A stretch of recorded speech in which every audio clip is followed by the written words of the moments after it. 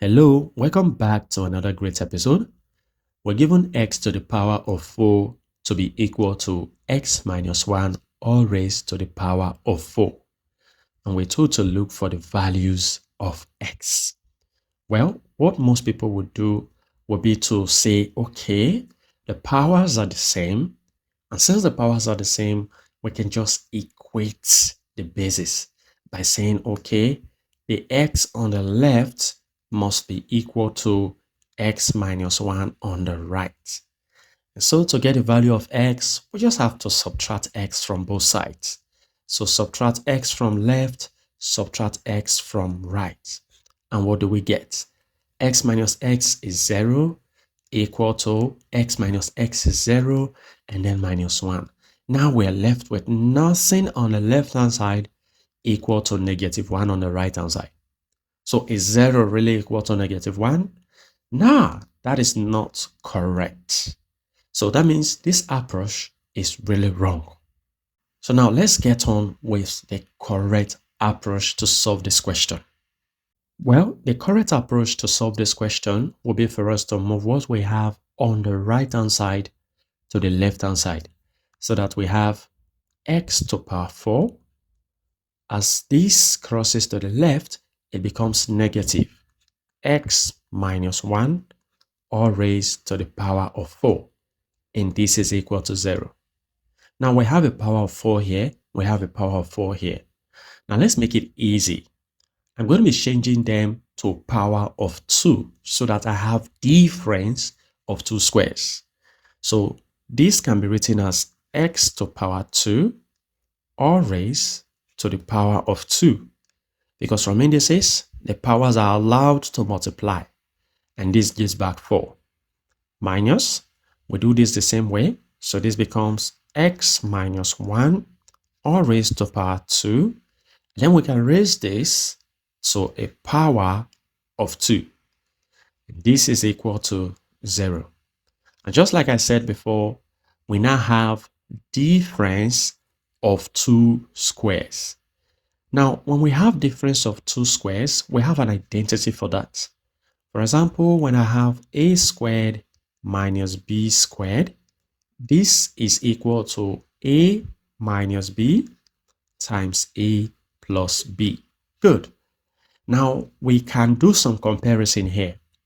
Now, when we compare our a here, a must represent this x squared, which is what we have inside of this parenthesis.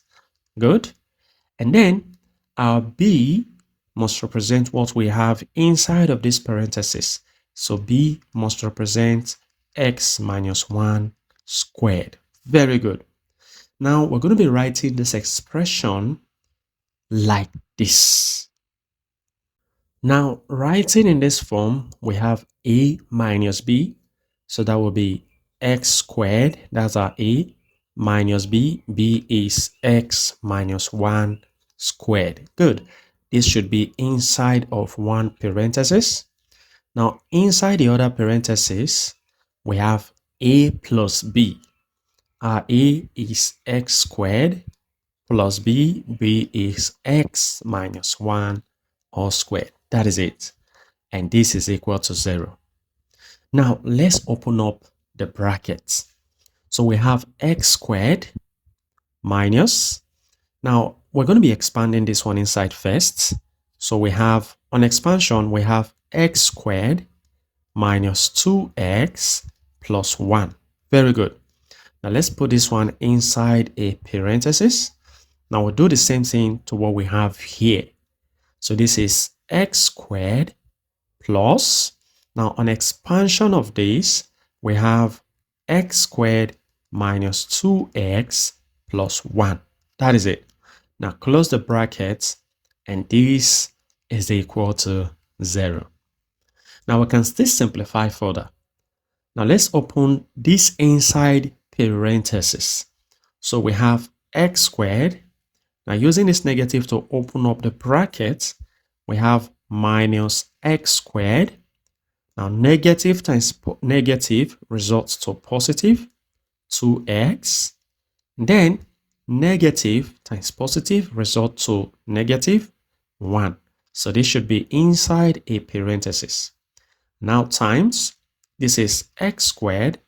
Now using this positive to open up this bracket, well, it won't change anything. So everything will remain the same, which is plus x squared minus 2x plus 1. That is it. And this is equal to 0. So now let's simplify each of these parentheses individually. So here we have x squared minus x squared, which is gone. So we are left with 2x minus 1. So 2x minus 1, good, times, in this other parenthesis, we have x squared plus x squared, which results to 2x squared minus 2x, and then plus 1.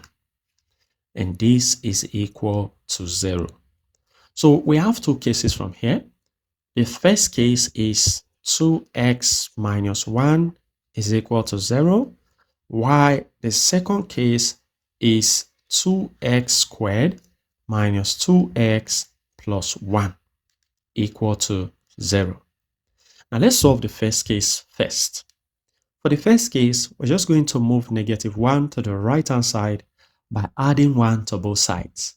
So I'll add 1 to the left, I'll add 1 to the right.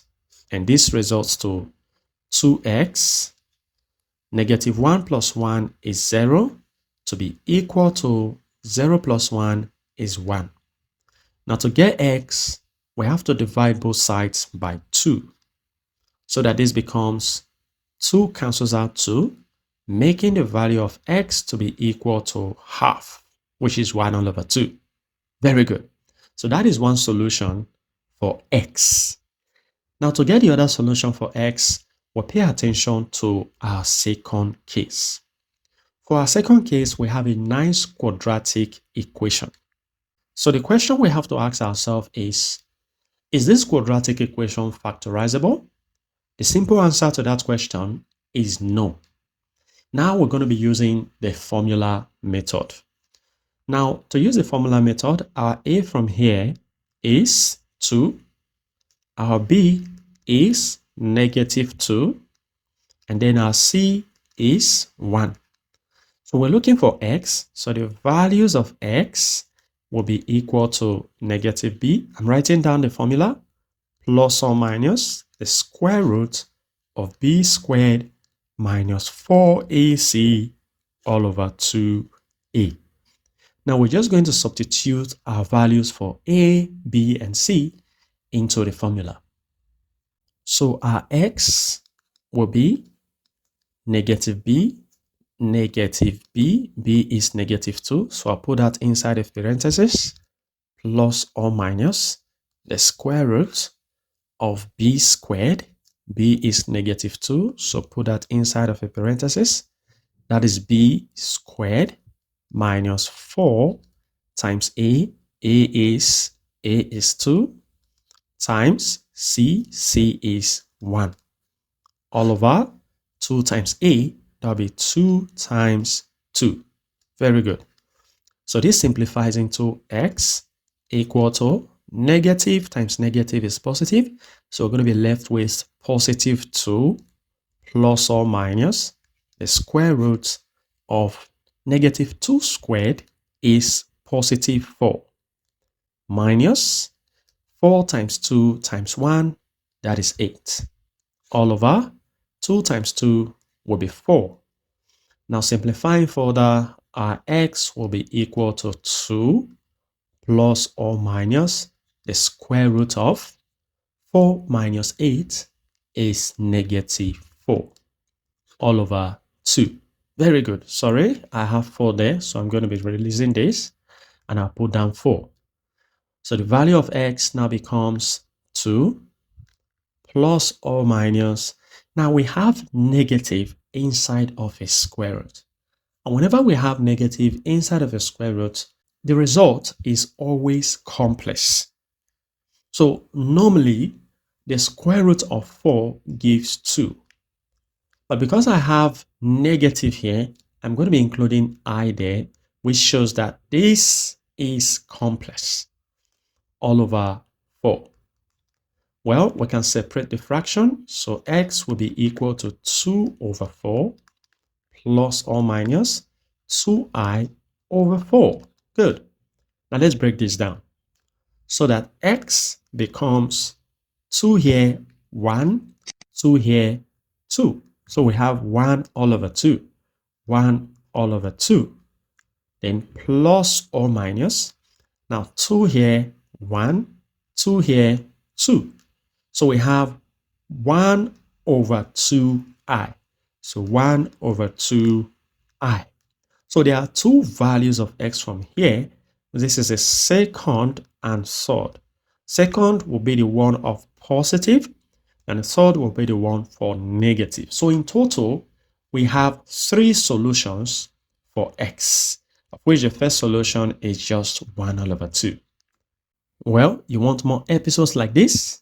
Click the video below.